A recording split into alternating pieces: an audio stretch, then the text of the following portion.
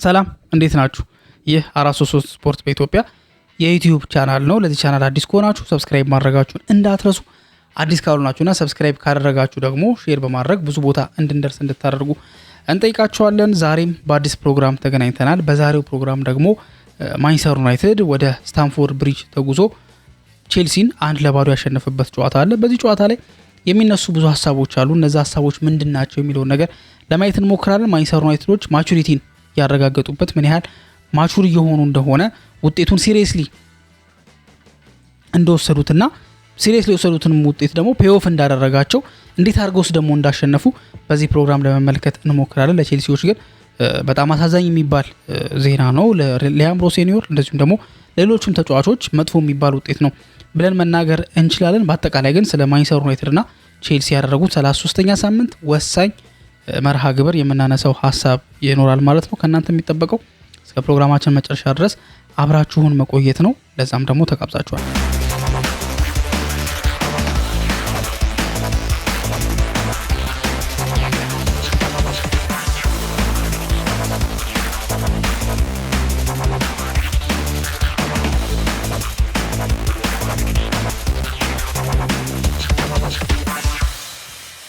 ማንቸስተር ዩናይትድ ወደ ስታንፎርድ ብሪጅ ተጉዞ የሊያም ሮስ ሴኒዮርን ቼልሲ ባስተናገደበት ጨዋታ 33ኛ ሳምንት የእንግሊዝ ፕሪሚየር ሊግ ላይ ብዙዎቻችን እንደገመት ነው ማንቸስተር ዩናይትድ ቀላል ግጥሚያ ይገጥመዋል ብለን አልገመትንም ነበር አይደለ?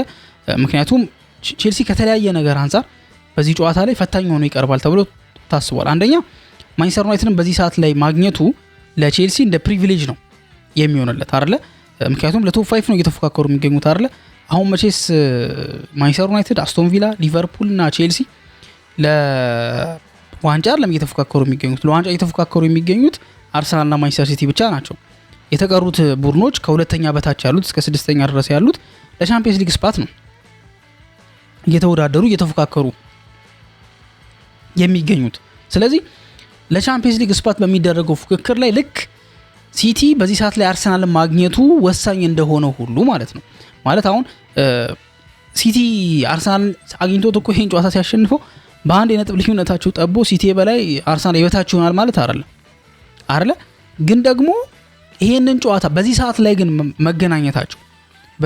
መገናኘታቸው ልክ እንደ ቼልሲ ሁሉ ተመሳሳይ ነገር አለው። ምን እንደሚያመሳስላቸው ልንገራችሁ። አንደኛ አርሰናል የተሻለ ዋንጫውን የማሳካት ቻንስ አለው። ሲቲ ደግሞ ያነሰ ጨዋታውን የማሳካት ቻንስ አለው። ስለዚህ የተሻለ ቻንስ ያለው አርሰናል ትንሽ ቻንስ ካለው ሲቲ ጋር በሚገናኙበት ሰዓት ላይ ሲቲዎች ይሄን ጨዋታ ካሸነፉ አንደኛ የነጥብ ልዩነታቸውን ያጠባሉ፣ አርሰናሎች እንዲረበሹ ያደርጋሉ። ማለትም በባለፈው ሳምንት ጨዋታ ከበርንሞዝ ጋር ነበር የተጫወተው አይደል? አርሰናል ተሸንፎ ነበር። ያን ጨዋታ ብዙ ተወቅሶ ነበረ፣ ብዙ ነበር ተነግሮ የነበረው። ከዛ ሽንፈት አላገገሙም አይደል? ምክንያቱም አላሸነፉም። ከዛ በኋላ ቻምፒየንስ ሊግ ላይ አልፈዋል። ግን ደግሞ በዛ በስፖርቲንግ ሊዝበን ሜዳ ባስቆጠሩት ብቸኛ የካይ ሃቨርትዝ ጎል ታግዘው ነው 1-0 ደርሶ መልስ ማለፍ የቻሉት እንጂ በኤምሬትስ አላሸነፉም። ስለዚህ ሁለት በሜዳቸው ያደረጉትን ጨዋታ አላሸነፉም። አርሰናል በአንዱ ተሸንፈዋል፣ በአንዷቸው ወጥተዋል። በዚህ ጨዋታ የሚሸነፉ ከሆነ ሲቲ ነጥብ ልዩነቱን ያጠባል ብቻም አይደለም የሚያስተላልፈው ደግሞ ከባድ መልእክት አለ። አርሰናል በዚህ ወሳኝ ሰዓት ላይ እንግዲህ አስቡት፣ በዚህ ወሳኝ ሰዓት ላይ ተከታታይ ሁለት ጨዋታ መሸነፍ ማለት ቀጣይ ለሚያደርጉት ጨዋታ ያለምንም ጥርጥር ተጽዕኖ ውስጥ እንዲገቡ ያደርጋቸዋል። ስለዚህ ይሄን ቻንስ ያገኛል ሲቲ። ወደ ቼልሲ ደግሞ እንመለስ። ማንቸስተር ዩናይትድ የተሻለ ወደ ቻምፒየንስ ሊግ የማለፍ ቻንስ አለው። ቼልሲ ደግሞ ያነሰ ወደ ቻምፒየንስ ሊግ የማለፍ ቻንስ አለው። እነዚህ ሁለት ክለቦች ሲገናኙ ታዲያ ልክ ቅድም እንዳልኳችሁ ሁሉ ማንቸስተር ዩናይትድም ፕሪቪየስ ማቹን ከሊድስ ጋር የነበረውን ጨዋታ ልክ እንደ አርሰናል ሁሉ በሜዳው ተሸንፏል፣ 2-1 በሆነ ውጤት ማለት ነው። መልሶ አሁንም ደግሞ በቼልሲ የሚሸነፍ ከሆነ አንደኛ ቼልሲዎች የነጥብ ልዩነታቸውን ያጠባሉ፣ ቅድም እንዳልኳቸው እንደ ሲቲ ሁሉ። ሁለተኛ ደግሞ ማንቸስተር ዩናይትዶች በዚህ ሰዓት ላይ ሁለት ተከታታይ ጨዋታ ሲሸነፉ በባለፈው ጨዋታ ምናልባት ሜኑ ስላልነበረ ነው እምቡሞ ስላልነበረ ነው ተብሎ ነበር። ሜኑም ኖሮ እምቡሞም ኖሮ ግን ቢሸነፉ የሚኖርባቸው የሳይኮሎጂካል ችግር በጣም ከባድ ነው። ያን ደግሞ ቼልሲ ሊጠቀም ይፈልጋል። ከዚህ አንፃር ቼልሲ ወሳኝ ጨዋታ ነው ብሎ ወጥሮ ይገባል ተብሎ ነበር ታስቦ የነበረው። ኦፍኮርስ ወጥሮ ነው የገባው። ወደ 21 ያክል የጎል ሙከራዎችን ሞክሯል። ከነዛም ደግሞ 3ቱ ኦን ታርጌት የነበሩበት አጋጣሚ ነበረ። ብቻ የተቻላቸውን ነገር በሙሉ ማድረግ ችሏል ማለት ይቻላል። ጀስት አላለመጡም፣ ምንም እንትን አላሉም፣ ግን አስቆጪ አጋጣሚዎችን ግን ፈጥረዋል። ማስቆጠር የሚገባቸው ግን ያላስቆጠሯቸው አጋጣሚዎችን ፈጥረዋል። ለምሳሌ በኤንዞ ፈርናንዴዝ በኩል ወደ 2 ያክል ኳስ አንዱ እንዲሁም በረኛው ላመንስ መልሶት ሌላ አስቆጥሮት ኦፍሳይድ የተባለም ኳስ ነበረ። ከበረኛው ጋር ተገናኝቶ ወደ ውጭ የሞከረው ኳስ ነበረ። ስቴቮ ተቀይሮ እስኪወጣ ድረስ የሞከራቸው 2 አስቆጪ ሙከራዎች ነበሩ። እነዚህ ሙከራዎች ቼልሲን ጎል እንዲያስቆጥር ሊያግዙት ይችሉ ነበረ። በዛ ሰዓት ላይ ደግሞ ቼልሲ ጎል አስቆጠረ ማለት ያለምንም ጥርጥር ማንቸስተር ዩናይትዶችን ጫና ውስጥ መክተት ይችላል። አንደኛ ቼልሲ በሜዳው ነው እየተጫወተ ያለው። ስለዚህ ቀጣይ 2ኛ ጎል 3ኛ ጎል የመጨመር እድሉን በሰፊው ነው ከፍ አድርጎት የነበረው ወይ ደግሞ ያደርግ የነበረው፣ ግን ደግሞ ያንን አልተጠቀመበትም። ስለዚህ በአጠቃላይ ቼልሲዎች ሞክረዋል፣ ግን ደግሞ በቂ አልነበረም። 60% ፖሴሽን ይዘዋል። ዩናይትዶች እንዳይሞክሩ አድርጓቸዋል፣ ግን ዩናይትድ በመጨረሻ ማሸነፋል። ወደ ማንቸስተር ዩናይትድ ስንመጣ ደግሞ ይሄ ጨዋታ ደግሞ ወደ ማንቸስተር ዩናይትድ ተቃራኒ የሆነ መልእክት ነው ያለው።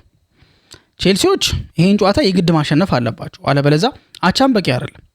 ወደ ዩናይትድ ደግሞ ስንመጣ ደግሞ ዩናይትድ አቻም በቂው ነው። በዛ ላይ አዌይ ነው፣ በቼልሲ ሜዳ ነው። ውጤቱም ደግሞ ካያችሁት ለምሳሌ አቻ አለቀ ማለት ምን ማለት መሰላችሁ? አሁን በቼልሲና በዩናይትድ መካከል 7 ነጥብ ነበር ልዩነቱ ከዚህ ጨዋታ በፊት። አቻ ማለት ያ 7 ነጥብ ይቀጥል ማለት ነው። ማንቸስተር ዩናይትድ አይጎዳም፣ ምክንያቱም 5 ጨዋታ ነው የሚቀረው ከዛ በኋላ። ስለዚህ መጥፎ አይደለም። ስለዚህ ጥድፊያ ውስጥ አልነበሩም። አጨዋወታቸውም ደግሞ እንደዛ ነበር።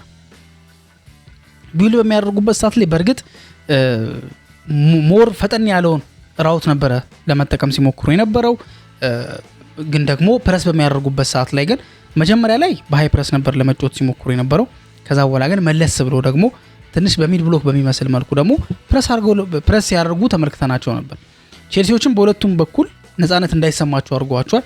በሁለቱም በኩል ጥሩ እንዳይንቀሳቀሱ ማድረግ ችለው ነበርና ዩናይትዶች ተሳክቶላቸዋል ማለት ይቻላል። ታዲያ በጣም በተረጋጋ መንገድ ከዛ በኋላ ፎፋና ወደ ተጎርቶ ወጥቶ ነበር ለትንሽ ሰከንዶች ለሆነ ያህል ሞመንት ወጥቶ ነበርና በዛች ሞመንት ላይ ብሩኖ ፈርናንዴዝ ያገኛትን ምገርም አጋጣሚ ወደ አሲስትነት ቀይሮት ማቲያስ ኩኒያ ማስቆጠር ችሏል። በዚህ ጨዋታ በዚህ ጎል ቢልድ-አፕ ላይ ከተመለከትን የተሳተፉ ወሳኝ ተጫዋቾች አሉ።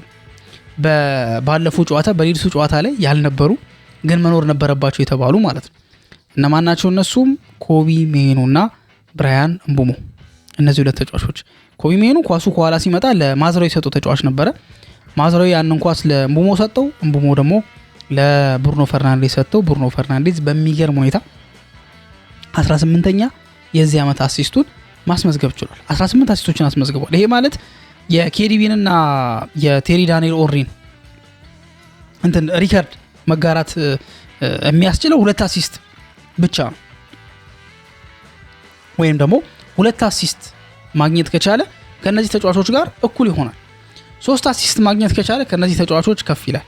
4 ካደረገ ደግሞ በቃ ኦልሞስት፣ ምክንያቱም 5 ጨዋታ ነው የሚቀረው አይደል? ከዚህ በኋላ በ5 ጨዋታ ቢያንስ በ4ቱ አንዳንድ አሲስት አድርጎ በአንዱ አሲስት ባያደርግ 4 አሲስት ማግኘት ከቻለ ወይ ደግሞ በአንዱ ጨዋታ 2 አሲስቶችን አግኝቶ በአንድ ጨዋታ 1 አሲስት ማስመዝገብ ከቻለ ያን ነገር የሚያገኝበት ነው። ሃትሪክ የሚሰራ ከሆነ ደግሞ በአንድ ጨዋታ የአሲስት ሃትሪክ መስራት የሚችል ከሆነ ደግሞ ሪከርዱን ከኬዲቢ እና ከቲቲ ይወስደዋል ማለት ነውና ብሩኖ ፈርናንዴዝ የዚህ ጨዋታ ወሳኝ ነበረ።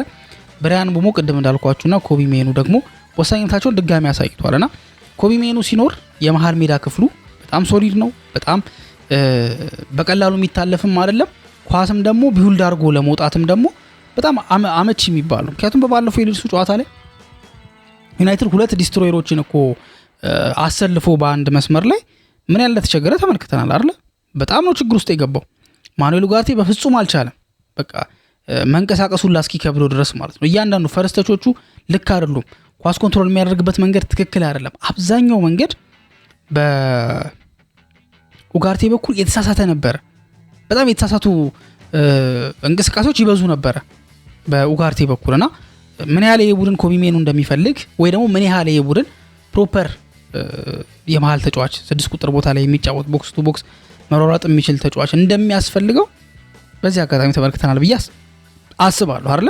ምክንያቱም የተመለከተነው ነገር ያንን ነው፣ ያየነው ነገር ያንን ነው። ኮቢ ሜኑ ሲኖርና ሳይኖር ማንቸስተር ዩናይትድ አንድ አይነት አይደለም። ኢቭን አንዳንድ ሀሳቦች እየተነሱ ነው የሚገኙት እኮ አይደለ የባለፈው የሊድሱ ጨዋታ የካሪክ ጥፋት ባይሆንስ? ምክንያቱም እንደዚህ አይነት ወሳኝ ተጫዋቾችን በሜዳ በስብስብ ውስጥ አላካተተም። በቋሚ አሰላለፍ ውስጥ አላካተተም። ሜኑ ተጎድቶ ነው። ምናልባት ብራያን ምቡሞ ከጉዳት ጋር የተያያዘ ይሁን ፊትነስ ኢሹ እርግጥ አይደለም፣ ግን ደግሞ እሱም አልነበረም። ሲቀጥል ደግሞ አንድ ተጫዋች በቀይ ካርድ ተወግዷል። እነዚህ ነገሮች ስንገጣጥማቸው ሰዎች የሚያነሱትን ሀሳብ እንድንቀበል ያደርገናል አይደለ? የባለፈው ጨዋታ የምር እሱ ሙሉ በሙሉ ጥፋት ነበር ወይ? ሙሉ በሙሉ ኃላፊነቱን ይወስዳል ወይ የሚል ጥያቄ እንዲነሳ የተደረገበት አጋጣሚ አለ። ከዛ ውጪ ደግሞ በዚህ ጨዋታ ላይ የምናደንቀው ሌላኛው ተጫዋች አይደን ሄቨን ዩናይትድ አጣብቂኝ ውስጥ እያለ የመጣ ተጫዋች ነው። ምክንያቱም ዩናይትድ የተከላካይ ክፍሉ ሙሉ በሙሉ ተከፍቷል።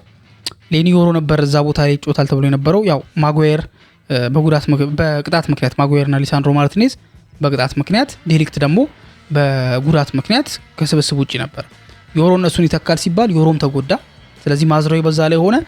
ታዲያ ሄቨን የሁለቱንም ቦታ የግራ የመሃል ተከላካዩንም የቀኝ የመሃል ተከላካዩንም ቦታ ከቨር አድርጎ ነበር ሲጫወት የነበረውና በጣም አስደናቂ ፐርፎርማንስ ነው ያሳየው። በቀጣይ ጨዋታዎች ላይ ቋሚ 11 የሚገባው ተጫዋች እንደሆነ አቅሙ የሚገርም እንደሆነና ቀጣዩ የማንቸስተር ዩናይትድ የግራ መስመር ተከላካይ የመሃል የግራ ተከላካይ መሆኑን ያስመሰከረበት ጨዋታ ነው ማለት ይቻላል።